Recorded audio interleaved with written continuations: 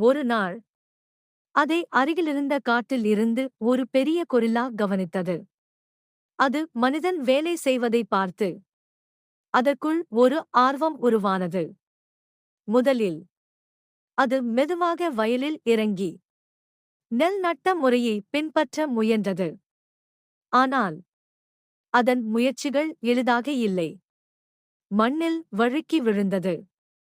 நெல் செடிகளை தவறாக நட்டது. இருப்பினும் அது விடாமல் தொடர்ந்து முயற்சி செய்தது.